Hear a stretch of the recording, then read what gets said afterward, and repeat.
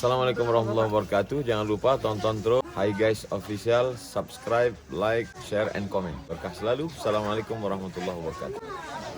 Hi Guys Official, mantap. Bismillahirrahmanirrahim. Assalamualaikum warahmatullahi wabarakatuh.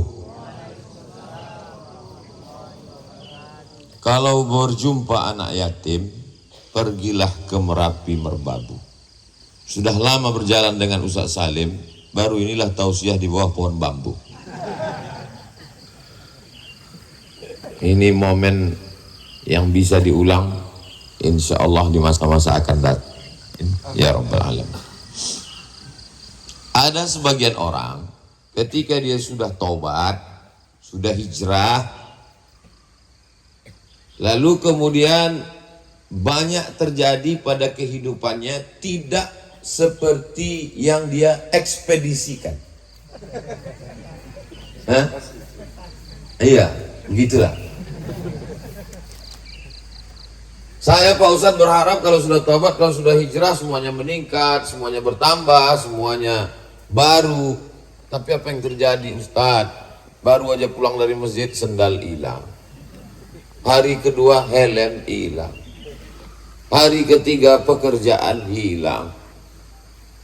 Apakah masih ada Tuhan itu Pak Ustadz? Jadi komplainnya ke Ustadz, itu yang gak enaknya. Komplain kayak ke Facebook. Tidak seimbang berjalan lurus antara hijrah fisik dengan hijrah pikiran. Badannya udah hijrah. Yang dulu bulu ketiaknya, sekarang dagunya. Sudah hijrah, udah. Bajunya sudah hijrah, alhamdulillah sudah hijrah. Dulu lututnya nampak, sekarang mata kakinya nampak. Sudah hijrah, tapi pikirannya belum. Standarnya masih standar, ya Abu Jahal, Abu Lahab. Belum standar Abu Bakar. Ini dia. Memang orang kalau tausiah belum sarapan gini bunyinya. Standar dia begini. Kalau sudah hijrah berarti lebih kaya. Kalau standarnya kaya dianggap diridhoi Allah, miskin tidak diridhoi Allah, berarti Qarun lebih diridhoi Allah daripada Musa. Itu kan udah rusak itu. Apa manusia begini ini apa namanya Pak Ustadz? Itu OS namanya. OS itu otak sungsang. Kalaulah standarnya yang putih, yang ganteng lebih diridhoi Allah daripada yang hitam, itu sama ente mengatakan Abu Lahab itu lebih diridhoi Allah daripada Bilal bin Rabah. Karena Abu Lahab, Abu bapak, Lahab menyala. Lahab itu artinya menyala seperti api. Jadi panggil Abu Lahab itu karena gantengnya. Jadi kalau ada kawan, sahabat, ganteng tapi nggak sholat, panggillah dia Abu Lahab. Tapi kalau dia marah saya nggak tanggung jawab. Ada rumah makan di Riau, nggak tahu masih buka apa enggak. Tulisannya depan Abu Lahab. Saya kaget, ini kok berani sekali. Rupanya ujungnya P. Abu Lahab. Itulah pentingnya kol-kolah itu. Abu Lahab. Nah, itu. Kalaulah standarnya itu bahwa yang berkuasa itu yang diridhoi Allah, yang rakyat jelata tidak diridhoi Allah, berarti Fir'aun lah yang diridhoi Allah, berarti Namrus lah yang diridhoi Allah. Jadi tolong kalau hijrah itu otaknya dibawa.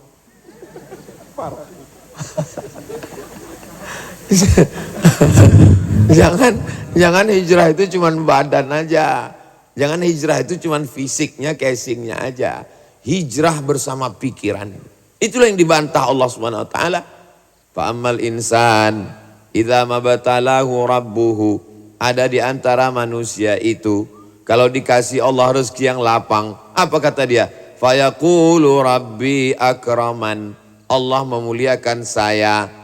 Ada juga sebagian manusia kalau disempitkan Allah rezekinya, disusahkan Allah, apa kata dia? Fa yaqulu rabbi ahanan. Allah sedang menghinakan saya. Kalla, dibantah Allah langsung. Kalla, tidak seperti itu. Kau salah berpikirnya. Guys. Jadi yang betul itu bagaimana Pak Ustadz? Kau kaya dengan hartamu kau pakai menolong Allah. Itulah orang yang diridai Allah. Kau susah dengan kesusahanmu kau sabar setelah ikhtiar. Engkau juga diridai Allah. Udah sabar ngamuk-ngamuk. Dunia tak dapat, neraka jahanam udah siap. Jadi apapun yang kita terima hari ini, sadarlah bahwa asal kita sama. Yang sekarang sedang duduk di istana dengan yang sekarang sedang mencari botol bekas, itu asal penciptaannya sama. Khalaqnal insan, kami ciptakan manusia min nutfatin, mohon maaf dari nutfah, amsyajin yang kami campur dengan sel telur, nabtalihi kami uji, faja'alnahu sami'am basira. Asalnya dari sperma, manusia ini unik. Ini kalau saya ucapkan banyak orang tersinggung, tapi kan udah ada kode etik. Dengar ceramah Ustaz Somad jangan tersinggung. Beberapa orang tersinggung pulang meninggal. Manusia ini unik. Keluarnya dari lubang najis sampai ke dunia membusuk menjadi bangkai. Kok keluar dari lubang najis Pak Ustaz? Kan dari lubang kencing keluar.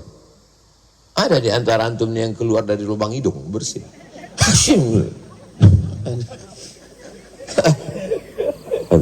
Kalau mau diupload yang ini diedit nanti. Sombongnya bukan main. Makanya adik-adik ya kalau kebetulan yang masih mahasiswa nanti mau KKN kan diminta jadi protokol. Mana anak KKN? Mana anak KKN? Protokol.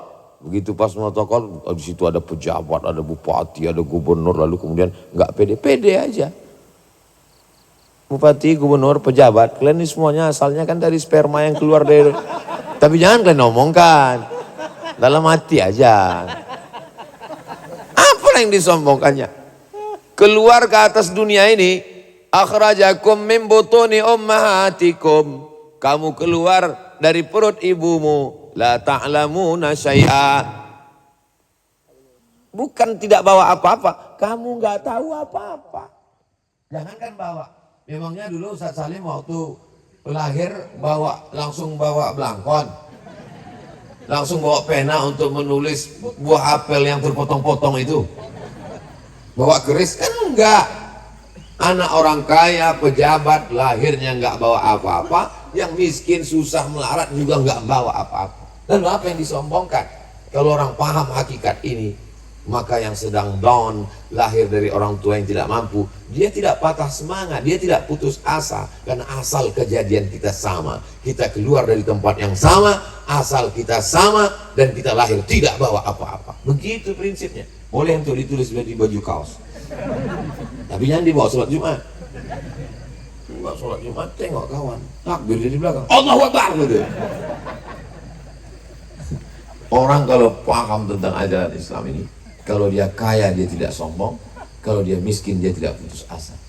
Kenapa? Karena dia tahu bahwa aku datang dari sana sampai di sini sebentar, seperti orang bernaung di bawah pohon yang rimbun. Panas terik, mau dilanjutkan perjalanan takut kepanasan. Bernaung sebentar di bawah pohon yang rimbun. Seperti kita. Bedanya kalau dalam hadis itu dikatakan istawalla tahta syajaratin. Bernaung di bawah pohon yang rimbun sementara matahari redup. Setelah redup baru dilanjutkan.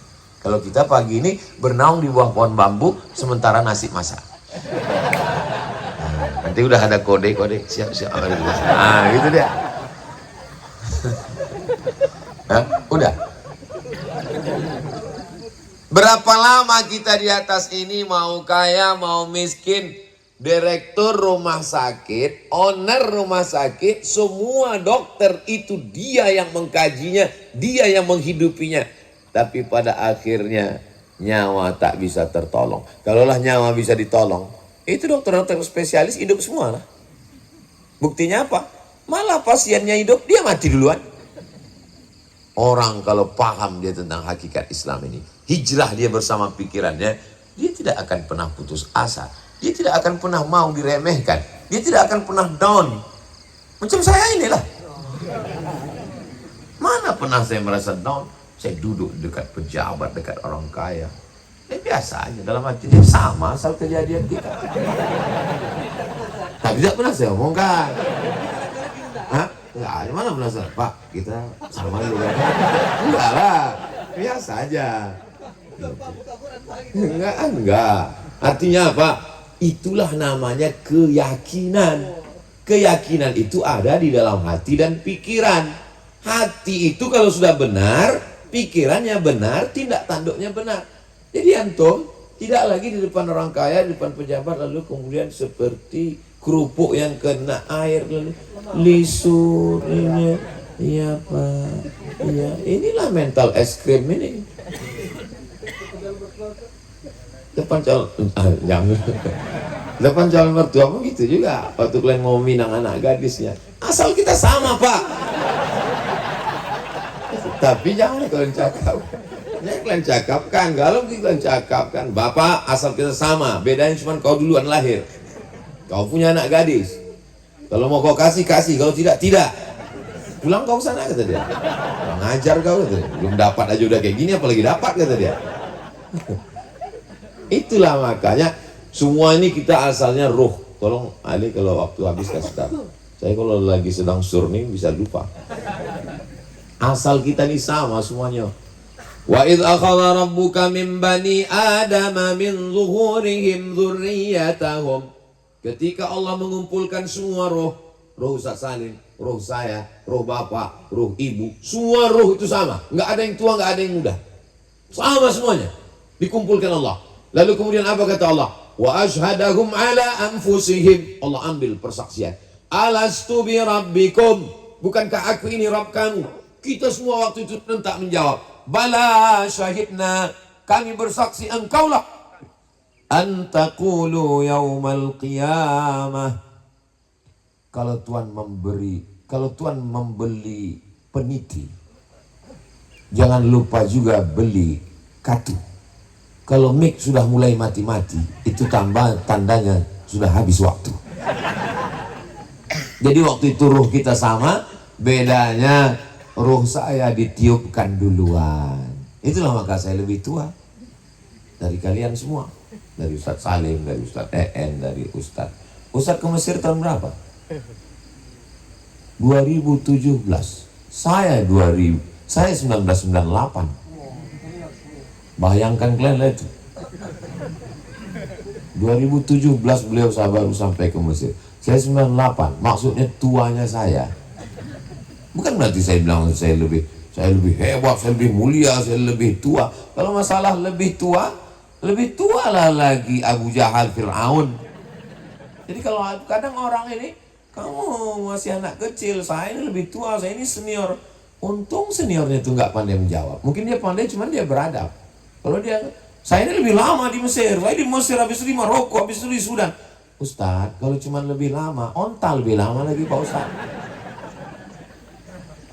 Kadang kita merasa lebih, orang itu sebenarnya lebih beradab, lebih berakhlak. Kalaulah tidak dijaganya adab akhlaknya, sudah lama dia jatuhkan kita di depan orang lain.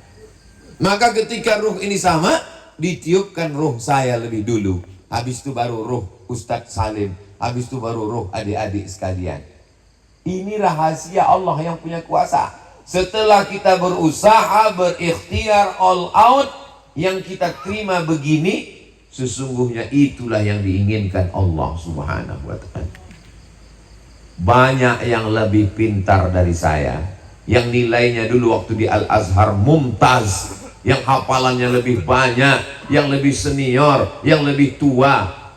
Lalu kenapa Ustadz Somad yang tausiah, yang ceramah, yang didengar orang, yang lebih banyak follower, yang ini, kata orang cerita ke saya bilang itu kan ujian, itu bukan prestasi.